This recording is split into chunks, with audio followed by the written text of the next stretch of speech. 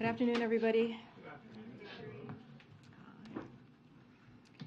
So we are just past 100 days since the Supreme Court's unconscionable decision to overturn Roe. And President Biden is continuing to fight to restore reproductive rights for millions of American women. Because we know what's at stake. Right now, Republican officials in Congress and across the country are implementing draconian laws that threaten women's health and criminalize doctors for doing their jobs. Senate Republicans have introduced an extreme national abortion ban. Republican officials across the country are passing radical statewide bans with limited exceptions, risking the lives and health of women who have serious complications, who have survived rape or incest, or who are going through the heartbreaking experience of miscarriage. In Arizona, Republican officials are trying to enforce a law on the books from 1864. Let me say that again, 1864. That's over 150 years ago. President Biden believes that Roe was rightly decided nearly 50 years ago, and that women should be treated with compassion, they should be treated with dignity, they should be treated with respect, and also have the privacy to make incredibly personal decisions. And oftentimes, let's not forget, difficult decisions about their own health care. If there are enough votes in Congress, the first piece of legislation the president is going to sign, or he will send to the Hill, I should say, next year in the new Congress, will once again make Roe the law of the land. And he will sign it into law around the 50th anniversary of Roe v. Wade. The stakes could not be higher for women across America and for the generations of women to come. With that, Sonia, you want to kick us off? Sounds good. Two topics. There are reports that the administration is considering releasing an additional 10 to 15 million more barrels from the Strategic Petroleum Reserve, and I wanted to know if you could confirm those reports, and if so, what impact do you think that release would have on gas prices? So I don't have anything to announce at this time. We, as you know, you may have heard that we are going to make an announcement tomorrow, and so I will let the president speak for himself and announce, make his announcement on what he said last week. He would have more to share on what he is doing to bring gas prices, or what he will continue to do to bring gas prices down. But I do want to add a couple of things here. Gas prices have fallen by $1.15 from their peak, which was not too long ago. The 98 consecutive day decline this summer was the fastest in over a decade. Every month, the typical two-driver family saves about $120 at the pump compared to where we were in mid-June. Every day, Americans save about $420 million at the pump compared to mid-June. Now, gas prices are falling again. Just to give you a little bit more of stats there, the average retail price is down by 5 cents over the last week. States that saw sharper increases in recent weeks are also seeing more rapid declines. Just to give you a few states, California is down almost 30 cents this week. Wisconsin is down over 20 cents this week. Oregon is down over 20 cents this week. Michigan is down about 16 cents this week. Ohio and Indiana are down 13 cents this week. And so those are the few states that we're seeing the sharp declines that are now coming down. Can you give any sort of preview on the gas prices? I'm not going to get, as you know, I would get myself in big trouble if I got ahead of the president, so I'm not going to do that today. One more topic. Kevin McCarthy did an interview with Punchbowl that was published this morning that talked about Ukraine aid and talked about how skeptical House Republicans will be of additional Ukraine aid if they are in the majority. And McCarthy said, I think people are going to be sitting in a recession and they're not going to write a blank check to Ukraine. They just won't do it.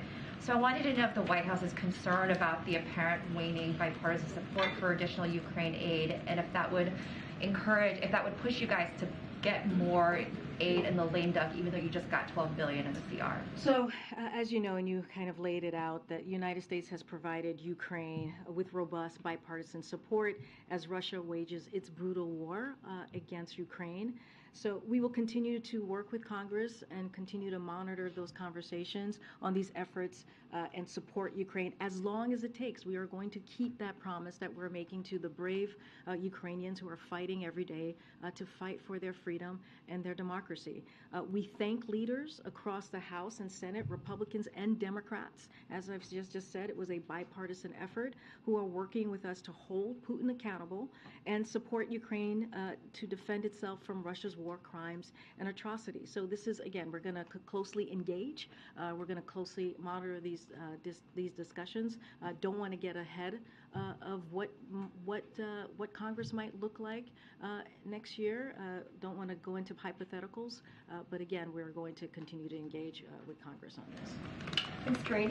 Why did the president decide to give today's abortion speech in Washington, D.C., instead of a state like Michigan, where abortion's on the ballot, or in a state, Georgia, Ohio, or Pennsylvania, with a Senate candidate that's locked in a very tight race? So he's, look, for those who traveled with us those 4 days that we were out west, he mentioned the national abortion ban. He mentioned what that could mean to women across the country if we allowed that to happen, if we allowed Senator Graham to move forward with such an extreme piece of legislation, and how Republicans are taking us backwards. So he has talked about that every time he is out there speaking directly to the American people to talk about what is at stake for Americans. Look, I don't want to talk about, or I can't talk about politics from here. I don't want to get into that conversation. As you know, I'm limited on what I can say. But look, the president's going to continue to talk about his longstanding commitment for reproductive rights, and there's a clear difference, as I just laid out. There's a clear difference into the approach. The first bill, as I just mentioned, that the president will send to Congress is going to be to codify Roe, and he will sign that around the 15th anniversary of Roe v. Wade. He is committed to that. He is committed to making sure that we protect the rights of women. We have to understand that the decisions that women make are incredibly personal when it comes to their health care. It should be something that is decided between a woman and her doctor, her family, not politicians. And they should not be stepping in on a right that existed, a constitutional right that existed for almost 50 years. And so the president has talked about it and will continue to do so. So that bill to send it to Congress and to codify Roe, is he talking about filibuster reform in order to make that law? Well, he talked about that already. He was very clear a couple months ago about how he would approve a carve out for the filibuster as it relates to this issue. So he has already made himself very clear on that. Two different topics. Just to start with the speech today, he twice asked voters to remember how they felt the day the Dobbs decision came down. Is there a sense that people have forgotten, or that perhaps some of the energy in the immediate wake of that, particularly amongst some Democrats, has started to wane over the course of the last several months? So again, not going to get into the political climate here, but what I will say is that it is very clear that majority of Americans support Roe. Majority of Americans disagreed with the decision that was made by the Supreme Court just a couple of months ago. And so I'll just leave it there. You see that in polling after polling after polling. And so the president is going to continue to talk about the issues that impact the American people. And this one, majority of Americans have been very clear where they stand on Roe. And then separately on Ukraine, given the targeting, particularly of energy infrastructure, I think the WHO warned that there's the potential for a spiraling humanitarian crisis. There's been a significant amount of U.S. economic aid that has gone along with the military assistance, but is the administration considering anything specific now to kind of triage at the moment where this has become a very acute and real crisis? So don't have anything specific to preview or announce today. I can say the U.S. has delivered $8.5 billion in economic assistance since late spring, and we will continue to work with allies and partners to support Ukraine. Don't have anything else to preview. Thanks, Thank you, Karine. Does the White House have a reaction to Reuters reporting that Iran has promised Russia it will provide it with surface-to-surface missiles as well as more drones? So with that, I can't speak to those specific reports. We've already warned that Iran was planning to sell UAVs in particular to Russia, and Russia's plans to import hundreds of these systems. Jake Sullivan was here at this podium just months ago when he made that announcement and made that very clear. So we will continue to vigorously enforce all U.S. sanctions on both the Russian and Iranian arms trade, make it harder for Iran to sell these weapons to Russia, and we will stand with our partners throughout the region against the Iranian threat, and we'll continue to surge unprecedented security assistance as we have done throughout this past year, over $17 billion in security assistance to Ukraine, including air defense and working with allies to enable transfer of air defense system of their own to Ukraine. So that is our commitment, and we will be there with the Ukrainian people. Just one follow-up on Phil's question. The threat from these infrastructures, or power stations, et cetera, pieces of infrastructure in Ukraine being demolished, must increase concern about Ukraine's ability to have power, to have water and heat. To what extent is that concern present in the White House, and how is that going to affect aid going forward? No, it's a good point. The attacks that we have seen from Russia into Ukraine have been very deliberate. They have been, to your point, infrastructure, energy, security for the people of Ukraine. They are what it looks like. We don't want to get into the head of Putin. He is trying to make sure that the Ukrainian people suffer. Right? He's making it very difficult for them. And but what we continue to see day in and day out for the past several months is you see that Ukrainians are incredibly brave, and they are going to continue to fight for their freedom. What I can say, and what we have said, and what the president has said, is that we are going to keep our commitment to the Ukrainians, and we're going to continue to support them for as long as it takes. Hey, just one question. President Biden clearly put the onus on voters to elect more Democrats, but I wonder what happens if November 8th does not go the way that he wants. Does the White House have further plans about how it will protect the access to abortions, or is it just the veto that Biden mentioned? You know, the president has taken action, very bold action, from the beginning of this announcement, of the beginning of the decision, Dobbs decision, on what he can do, the authorities that he has from the executive branch on how he can protect the women's rights, women's access to reproductive rights, women's access to abortion. So he has been very clear about that. We've laid that out in executive actions. We've heard announcements from HHS, from DOJ, and so we have done and will continue to do everything that we can from here. Look, you know, I want to be careful here. I want to be very careful at what I say because, again, we cannot talk about existing elections that are currently happening. But the president has been very clear on this piece, which is the way that we make Roe into law is to make sure that we have legislation, that we codify it. And so, you know, that is the best way to really protect women's rights. And that's why you continue to hear that from this president. So it's not going to stop him from continuing to have that conversation, to continuing to make those speeches that are going to be really important in making that point to the American people. But again, that is what the president's going to continue to say, which is we have to codify Roe in order to protect and get those protections back. Remember, this is almost 50 years of constitutional rights that we had that was taken away by the Supreme Court.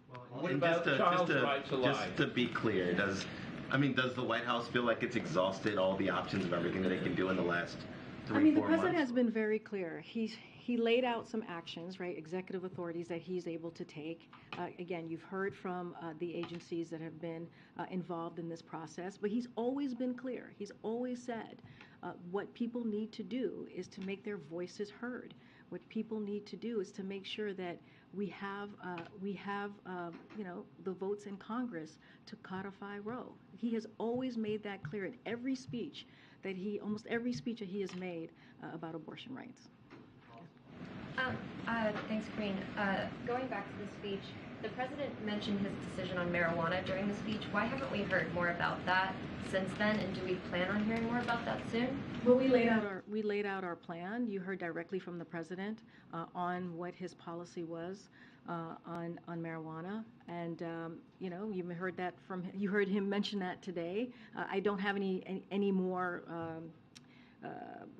events to lay out about specific speeches or comments about marijuana, but you heard directly from the president about what his policy is, and he kept his promise, his commitment that he made during the campaign. Yes, Steve. I'm trying to get specific. How many more votes does the president think he needs in the Senate to codify Roe? Is it 51, 52? I'm not going to get ahead of this election or talk about this election, so I'm going to. This was a political speech and not going to weigh into any specific numbers. You did say if there are enough votes in Congress, the president would send as his first bill in the 118th Congress a bill to codify Roe. You can't say how many is enough? No, I can't. If the country sends to Congress a House and Senate that are not interested in codifying Roe or busting the filibuster to do so, what is the president's top legislative priority in that case? If it's, say that one more time. So let's say the House and Senate do not fall into Democrat hands. Let's say that Republicans take the House. What will be the first bill the president sends to Congress? Well, that's a lot of hypotheticals. Let's first get. Let me. But I know we're all talking about hypotheticals, but I've also said I'm going to be very careful about what I say from here. So I've also led with that as well. But that is a different type of hypothetical that I'm just not going to preview from here at this time. So is it fair to say that abortion rights currently is the president's top legislative priority for the new Congress? What the president has said is he's showing his commitment, how important Roe is to him, how important reproductive rights is, because majority of Americans believe that this right needs to stand. And that they believe that the nearly 50 years of rights that they had, constitutional rights that they had, and that was taken away, is going backwards, not forwards. And so he is going to continue to talk about issues that are impacting the American people, and this is one of them. By laying out what he is going to do next year with the 50th anniversary, laying out that his first piece of legislation will be on codifying Roe, is just showing his commitment to where majority of Americans are. On Mexico, the president of Mexico has said that President Biden is going to be traveling there in December. Would you be able to say if that's accurate, if he's right on that? So we're still working through plans for the next North Americans Leaders Summit and have no travel announcement to make at this time. And then he also said that President Biden arranged a phone call with him today. Is that right? So the president is going to speak with the president of Mexico today on a range of issues from U.S.-Mexico priorities, and we'll have a readout as soon as that conversation is complete. But one more on the SPR release. Some White House officials have been talking for the last few days about the fact that it's a possibility. Can you explain why, with gas prices, you mentioned earlier that gas prices are going down again, why would the U.S. need another SPR release from that 180 million barrels that you already announced? Why would you need that now if prices are already dropping? So again, I'm not going to get ahead of the president. As you know, there's going to be an announcement tomorrow on the president's policy, his next move forward on what he's going to do to help the American people, continue to give them a little bit of a breathing room. But President Biden has said for months how he is committed to doing everything that he can in his power to address Putin's price hike. He has said this on almost every speech that you've heard him talk about when it comes to gas prices and what the American people are seeing and feeling at the pump, and he's been delivering on that.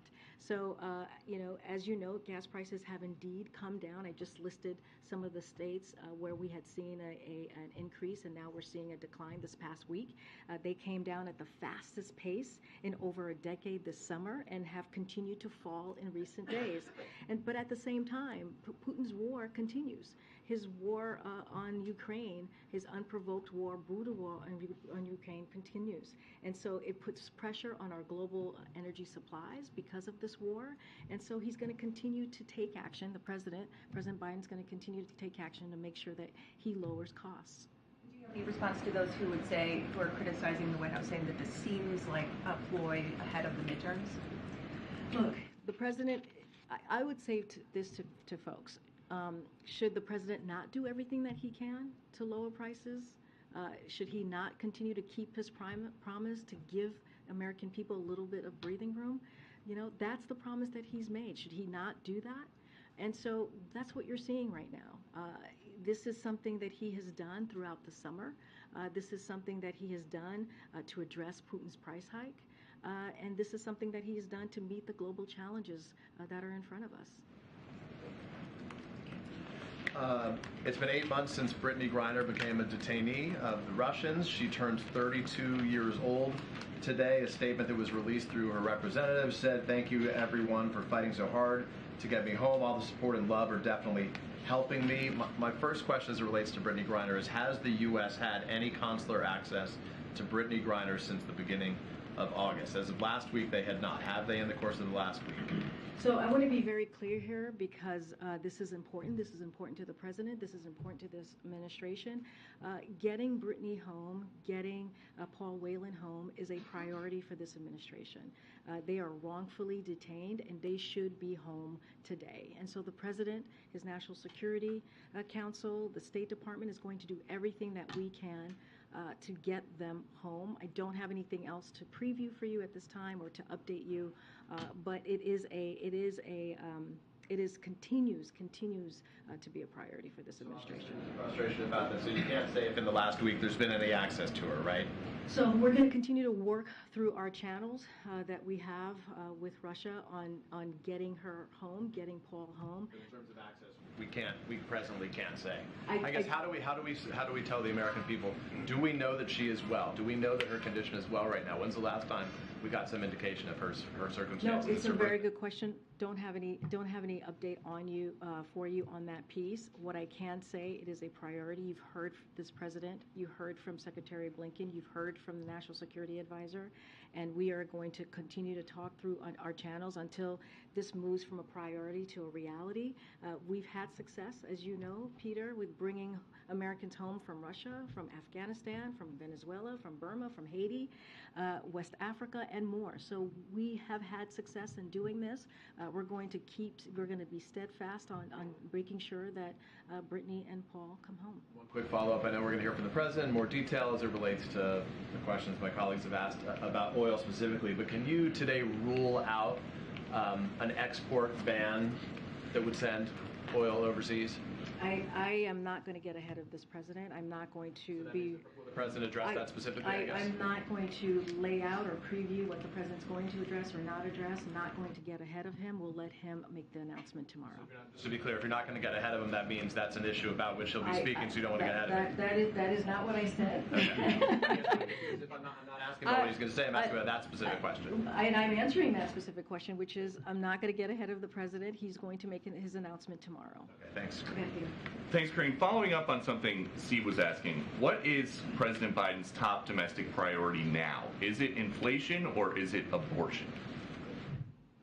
The president's going to continue to talk about issues that matter to the American people. And abortion is one of them. Majority of the American people disagree with the decision that the Supreme Court made, the Dobbs decision. That is, a majority of the people disagreed with that. When it comes to the economy, the president has made it very, very clear. When it comes to inflation, it is his number one economic priority, and he is doing everything that he can to make sure that we lower prices for the American people. It's his number one economic priority. We've heard the president say inflation is his top domestic priority, but now he's saying come next year, his first bill would be abortion related. So is his number one domestic priority abortion, or is it inflation? Well, let's not forget what the president has done the last 19 months. He has made the economy his top priority. He's passed the American Rescue Plan, by the way, as you heard me say all the time. No Republicans voted for that in Congress,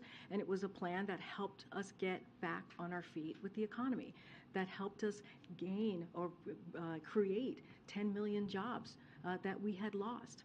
It also put money in people's pockets. It also made sure that businesses were able to open up, schools were able to open up, people were able to go back into their homes, save their homes. And so that was the American Rescue Plan. There's the bipartisan infrastructure legislation, which was, again, to invest in ports, invest in the infrastructure that was dwindling.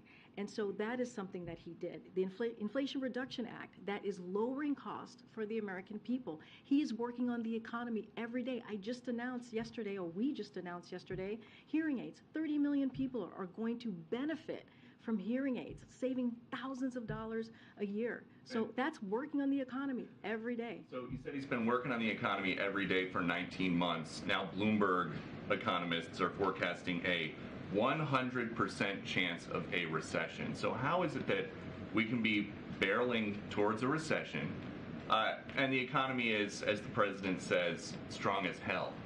So here's the thing about the economy, and I've said this many times. You've heard this from Secretary Yellen. You've heard this from Brian Deese, who runs our Economic Council, is that what we are seeing right now is the job market is strong. The labor force is strong.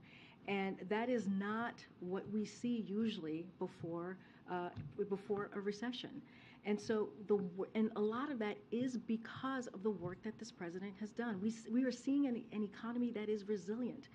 We are seeing an economy that is going into a transition with more stable growth, more steady growth, and that is because of the work that this president has done. That is because of the economic policy that he has put forward. And let me remind you, the economic policy that he's put forward is about building the economy from the bottom to the top and the middle out. And that is so important because it means that we leave no one behind. It means that there's equity at everything that he puts forward. And so, again, you're going to hear from the president about gas prices. That's, again, trying to make sure that we continue to keep prices low for the American people. Last one, just if President Biden keeps going to the petroleum reserves when there are energy problems, is he giving up on his campaign pledge to end fossil fuel? So I want to be very clear on that piece. There is no shortage of opportunity or incentive for oil companies to ramp up production. We've made that clear. Oil companies are ranking in record profits, as we have seen. They have showed it themselves. We've seen it ourselves. While more than 9,000 approved drilling permits remain untapped by the oil industry. At the same time, U.S. oil production is up and on track to reach a record high this year. Again, a record high.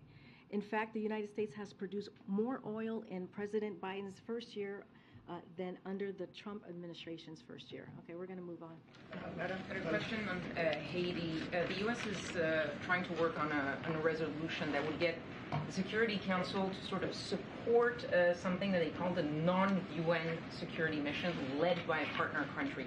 Can you tell us what that would look like? And talking about the U.S. specifically, does that possibly include actual U.S. troops, or would that be logistical support, financial support? So as you heard from the Ambassador Thomas Greenfield yesterday, she laid out in her remarks at the UN Security Council, the United States and Mexico are working on a draft UN Security Council resolution that would authorize a non-UN international security assistance mission to help improve the security situation in Haiti. As she noted, the resolution would outline a mission led by a U.S. partner country with deep experience, and it would be limited and carefully scoped. That is what we laid out yesterday. Conversations are ongoing with partners with necessary experience that have expressed the interest of leading that effort and contributing to a non-UN mission and playing leading or central roles in the effort as well. As I just stated, the United States is considering the most effective ways to directly support, enable, and resource such an effort. Again, conversations are ongoing on how to move this process forward. There's still a possibility or consideration for possible U.S. troops, or is that off the table? Again, it is ongoing conversations on how to move forward. I'm not going to lay those out right now. Madam, Thank you. I have two questions. One is domestic and one is foreign. Okay. On domestic, the New York Times poll showed yesterday that more than a third of independent voters and a smaller but small contingent of Democrats said that they are open to supporting candidates who reject the legitimacy of the 2020 election. So while you're highlighting the abortion issues, obviously the voters are focusing on recession, inflation, and economy. How worried is the White House considering this poll that was published by the New York Times? Can you say it again? The beginning of. Sure.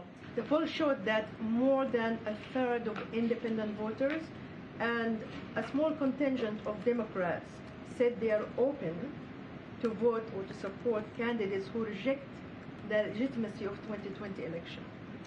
Look, we've spoken about that many times about those who voted in, and I want to be careful. Well, it's a past election of 2020 and how they and the legitimacy of 2020. Look, when the president came into office, he understood the importance of his election, the importance of the moment that he was in, the importance of bringing people together. And so, we are aware of that. We are aware of how people may feel about the last election. But the president's going to stay steadfast on the American people. He has always said he is a president for people who voted for him or in people who didn't vote for him. He's a president for people who live in red states and blue states. It doesn't matter to him. But also, that's why you hear him talk about the importance of democracy, the importance of making sure that we protect and fight for our democracy. You heard him give a very powerful, thoughtful speech not too long ago in Pennsylvania about this very issue. And so he's going to certainly, you'll continue to hear from him how important it is to make sure that we live up to who we are as a country. And also on foreign policy, President Zelensky thanks the Saudis for giving $400 million in humanitarian aid. Do you welcome this? And considering your grievances against OPEC Plus, that whatever they did was indirectly helping the Russians? So look, the decisions that OPEC Plus made just last week was, we believe, sided with the Russians and was against the interests of the American people and the families around the world. We believe that decision is going to hurt and harm lower income economies, and it was a misguided and it was a mistake and a short-sighted decision. And so, look, we've talked about what the president's going to do next. He's going to reevaluate his relationship with Saudi Arabia. This is something that he has talked about since the beginning of this administration. He wants to do it in a bipartisan way, which is the way it has been done for the last 8 decades. We talk about our relationship with Saudi Arabia, so he is going to do this in a methodical way, in a strategic way, and he is going to certainly get input from members of both parties. But it doesn't take away. I know what you just laid out, the assistant, but it doesn't take away what OPEC Plus did. That decision was a mistake. And so, again, we're going to reevaluate that relationship, and we'll have more to share. Madam, thank you, Madam. Go ahead, this one. Yeah. Thank you so much. No. Thanks very much. Sort of following up on that, are any Biden administration officials planning to go to the Future Investment Initiative conference in Riyadh, Saudi Arabia later this month? Yeah, we don't have anything to preview or announce at this time on any travel. Do you think it's appropriate for U.S. businesses to continue their engagement or investment in the kingdom in light of what happened recently? So as they do in every part of the world, American companies will make their own decisions about their presence and where to invest. taking into account a range of factors, including legal constraints, the business environment, and reputational concerns that can arise from public policy choices made by host countries. I want to follow up on the Saudi Arabia question and then ask one about student loans. One of the arguments Saudi Arabia is making to justify their decision to increase oil production is that the price of oil is about the same as what it was before Russia invaded Ukraine. What's wrong with that argument? Look, we've made it very clear that in the time of what's going on, what we're seeing with the global markets, the decision that they made, the OPEC Plus decision, was a mistake. It was short-sighted. We've been very clear about that, again, the way that we see it, it was they sided with Russia on this, and it's going to hurt the American people. It's going to hurt families across the country, and we will have more to share on how our relationship is going to look like moving forward. Can I ask about just a follow-up to Peter's I'm sorry. I'm so sorry. I'm sorry. Yesterday, Secretary Cardona said the administration is working on ways to forgive the privately held student loans. Can you say how confident you are that that will happen and whether borrowers can expect an announcement on that before they have to resume payment? I'm going to leave that to the Department of Education. Like you said, Secretary Cardona is working on that, so we don't have anything to share at this time. Clearly, it is a priority and something that is important for this administration to make sure that private borrowers also have an opportunity here. Just want to see parts of the briefing room, come to the back, maybe. Just to follow up on Peter's question on Brittany Greiner, has the administration had any recent communications with Russia about these cases in an attempt to win Brittany Greiner and Paul Williams' release? Look, as we've said before, we try to keep these negotiations private, and just don't have anything to share on any recent conversations. But this is a priority. And then just one on the pipeline. Police in Denmark said that their preliminary investigation into the leaks in Nord Stream 1 and 2, they said it was caused by a powerful explosion. That's in line with what Sweden had said earlier. Does the administration have any reaction to these new findings, and does the president believe that Russia was behind this alleged sabotage? Well, the president has been very clear that it was clearly a sabotage when it comes to the pipeline. We've also said we know this investigation is going to take some time, and it's going to be a long process before we get to the end of it. So don't want to get ahead of the investigation. I'm going to go to the back. Thanks, Karine. I wanted to follow up on some of the questions from yesterday about the midterms, and I understand you have the Hatch Act to consider. But what I was curious is, even though we're seeing the president out there, he's been doing these smaller events with smaller audiences. He's been doing closed-door fundraisers with no photographers. Why aren't we seeing big campaign rallies? Is anything on the schedule with the election less than 3 weeks away? Look, I can't answer that question from here. It is an election that's currently happening at this time, so I am very limited to what I can say from the podium, from the White House. What I can say is that the president has been on the road. He will continue to be on the road. I just can't say more than that. You have seen him. He was in Portland, Oregon, doing events. He was in California doing events, and he was in Colorado doing events. I will say that they were all pretty well attended, but I'll leave it there. Also, just follow up. He has been doing less travel than, for example, what we saw President Obama do in the first in October of 2010. Can you give anything about the schedule, anything that may be coming up, any stops he may be doing? Well, we announced that as you know, he's going to go to Pennsylvania on Thursday. He's going to go to Florida on November 1st. There will be more travel to come. Certainly not going to get ahead of any announcements from here. But again, the president, as you know, and we have said this many times before, he enjoys getting out there. He enjoys talking to the American people. This is something that he wants to continue to do. And we have something to talk about, right? We have some successes, some wins to talk about. And I just laid them out, the Inflation Reduction Act, going to lower cost for healthcare costs for American people. It's going to lower costs for our seniors. As we talk about Medicare, it's going to lower energy costs. These are real wins that we have delivered for the American people, that congressional Democrats have delivered for the American people, where Republicans, their plan is to take that away.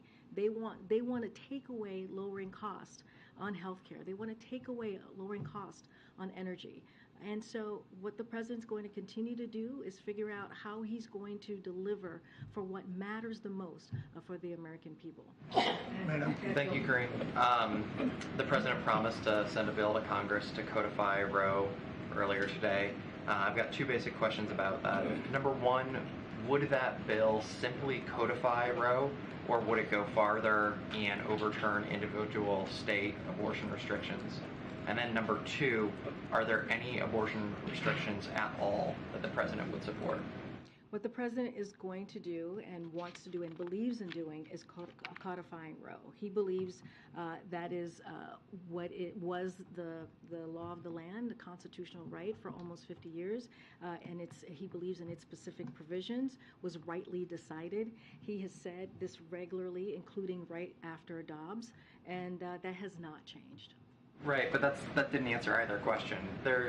First of all, there are individual state restrictions on abortion on the books currently around the country. Some of those existed before the Dobbs case, before the overturn of Roe. Would the president, with this bill, codify Roe? Does he want that bill to go farther? I just answered that question. I just answered that question. He believes in Roe and how it stood before the Dobbs decision. Okay, and then on the individual are there any restrictions whatsoever that the president would support when it comes to abortion? He believes in the provisions that Roe had, and that's where he stands. I would suggest you reading it so you get a sense of what the president stands and what he wants to see. All right, shifting to a different topic then.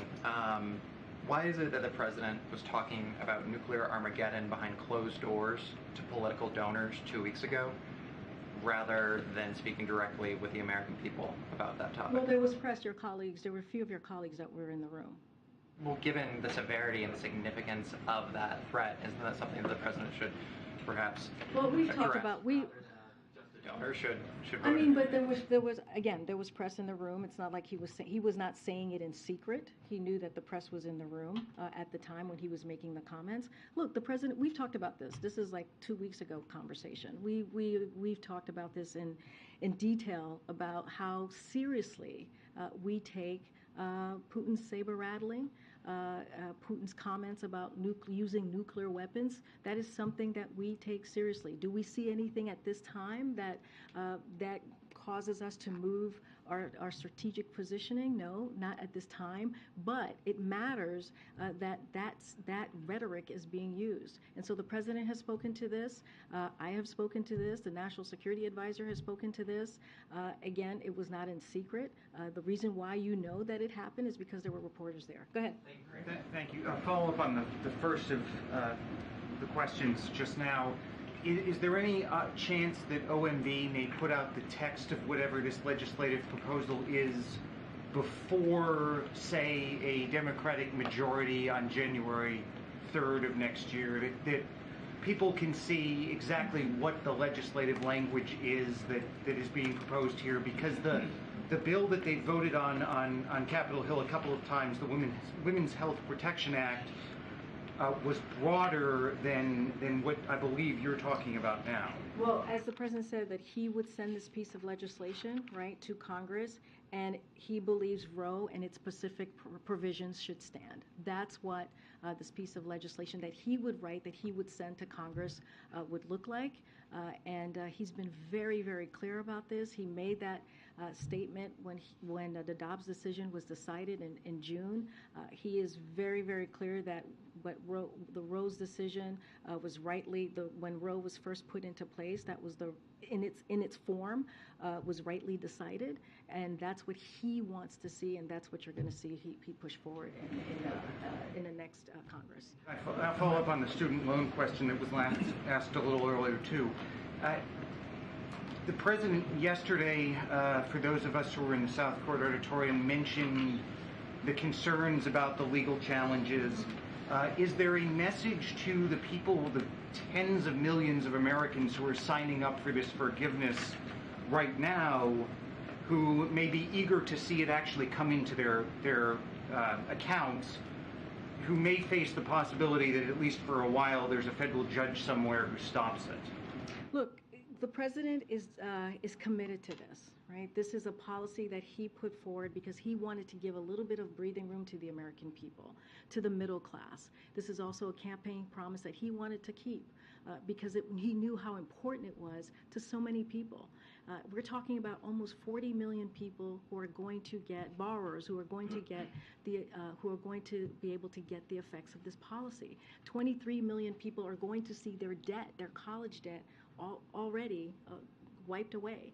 That matters. That matters. We're talking about 90% of the folks who are going to be, of the borrowers who are going to be getting this relief, are making under $75,000. So he's committed to this, and he's going to make sure, do everything that we can to make this an easy process. And we've seen that already from the website. And the thing to remember, I think the question to ask, or the thing to actually really think about here, is what Republicans are trying to do. When you look at these lawsuits across the country, they're coming from Republicans. And Republicans want to take away this essential need that folks, again, 90% of these folks are making less than $75,000, who need a little bit more of a breathing room, who need an opportunity to put money down on a house, who need an opportunity to get a family started, who need an opportunity to just live their lives in a little bit easier way. And so that's the question to be asking. Why are Republicans doing this? Madam, one more, please. Last question. Madam, one more. What about President Biden funding the anti-Semitic UNA, anti-Semitic? Tomorrow.